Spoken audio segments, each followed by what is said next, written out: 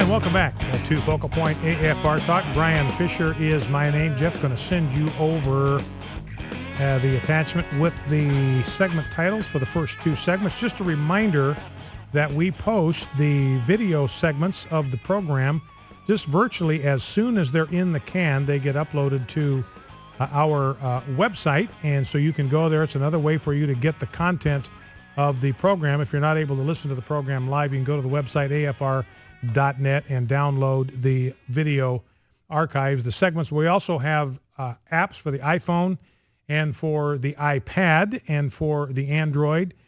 We have podcasts. I think I mentioned that. Also, we've got audio and video streaming at afr.net, so you can listen on your computer if you happen to be or have family or friends in a community that does not have a station with our signal on it. Also, don't forget, you can follow me on Twitter at Brian J. Fisher. That's my handle.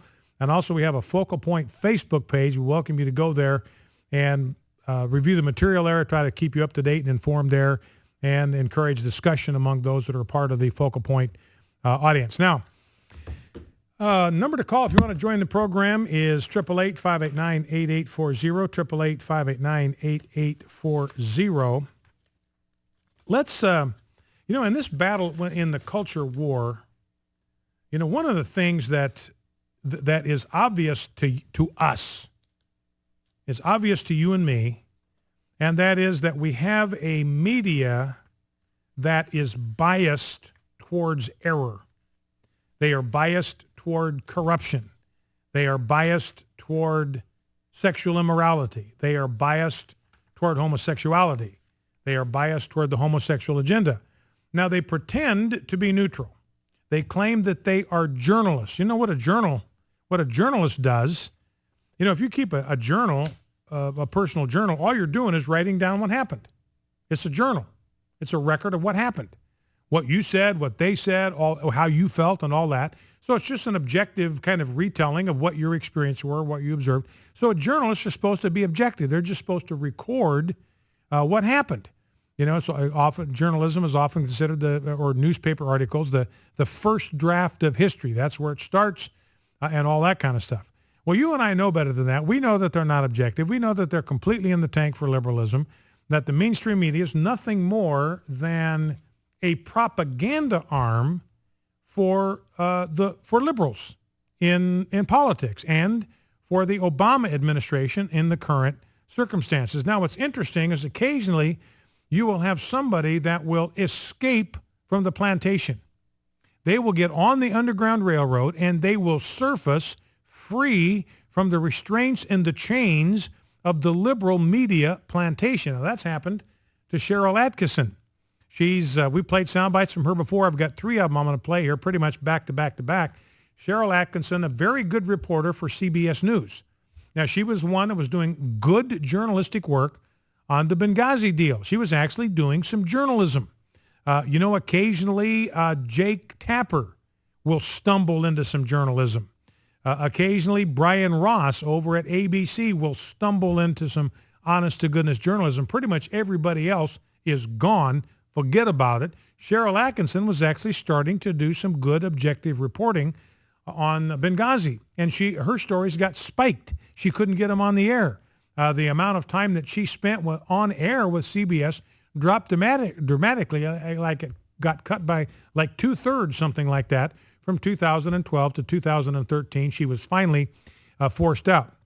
So in this interview, she's talking about her experience and what she got from the people above her when she would do stories that could reflect critically on current administrations, whether the Bush administration or the Obama administration. Clip 7, let's listen. Ask about the timeline because there's a difference potentially between avoiding stories that would hurt the Obama administration and avoiding stories that would hurt whatever administration happens to be in power.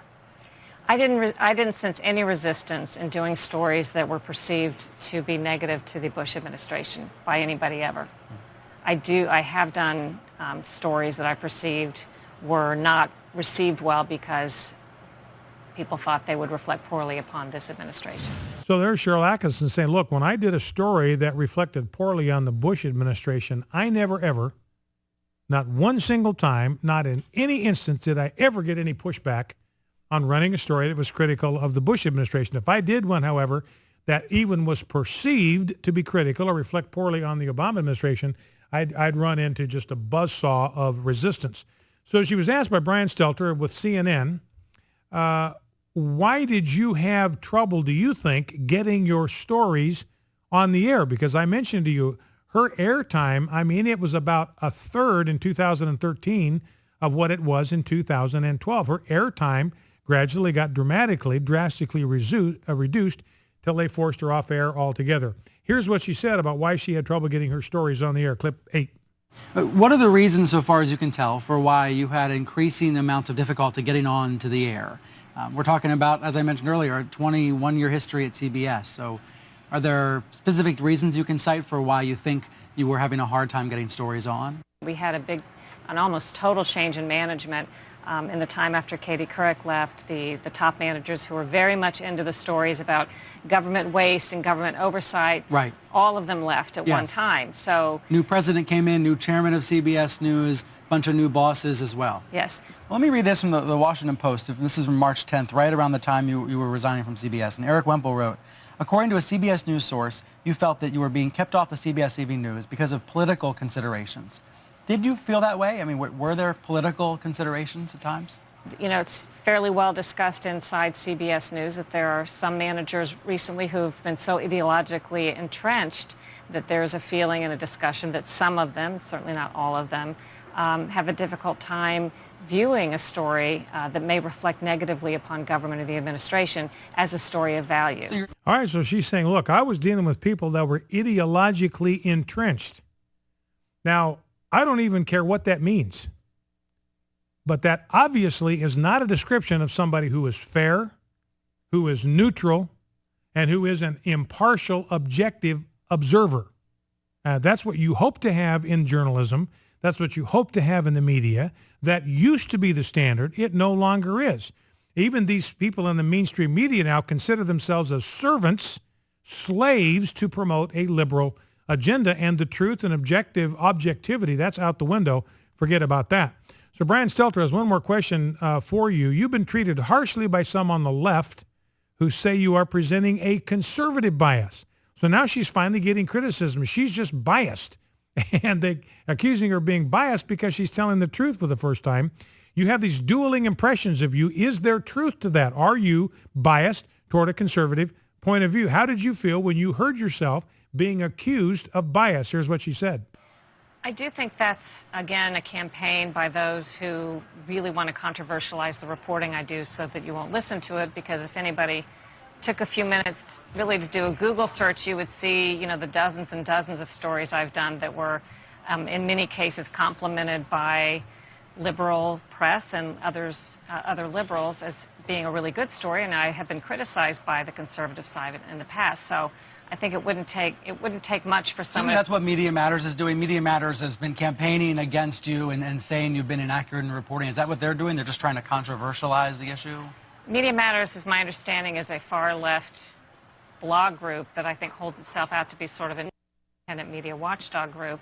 And yes, they clearly targeted me at some point. They used to work with me on stories or try to help me, you know, produce my stories. And at some point, that's interesting. When I well, I think don't they call you? I mean, they call journalists and they try to provide. Right, they're always emailing things, making us right, try to act outraged about something. And I certainly was friendly with them as anybody. Good information can come from any source. But when I persisted with Fast and Furious and some of the green energy stories that I was doing, I clearly at some point became a target. I clearly at some point became a target. So she says, look, there's a campaign against me. It's by people that want to controversialize the news. I was criticized by conservatives. I've been criticized by liberals. I was just honestly trying to do good reporting, and that meant some of my reporting was criticized by people on the right. Some of it was criticized by people on the left. But when I started telling the truth about Fast and Furious, when I started telling the truth about these green energy, these solar and windmill boondoggles, then all of a sudden the left, this left-wing blog came after me, a campaign to neutralize me and to take me out.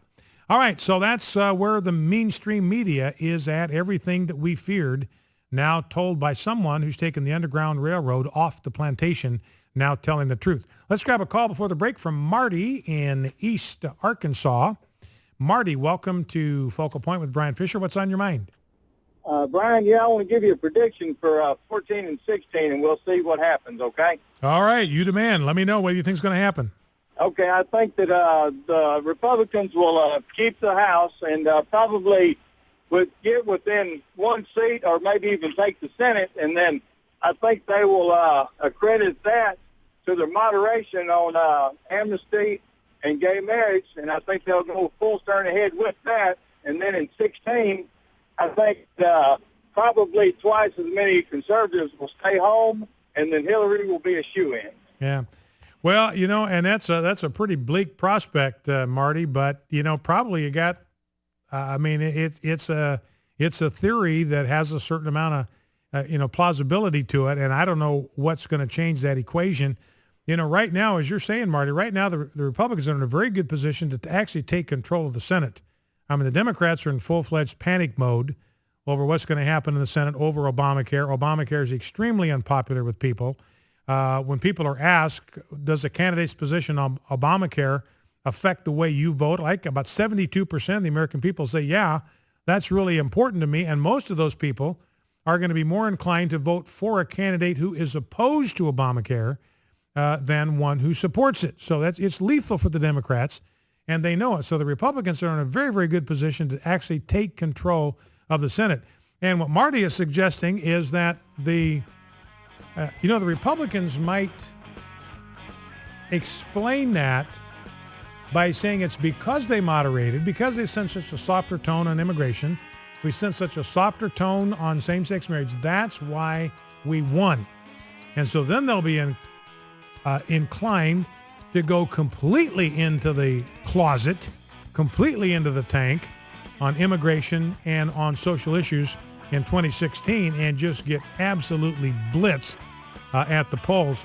There was a good win for the Tea Party in Florida last night, a special election, special primary. The most conservative of the candidates won, first-time candidate. His name was Kurt Clausen, the only guy in the field that had all of his experience had been in the private sector, supported by the Tea Party groups, and he won over an establishment Republican. So campaigning as a conservative, you can still win.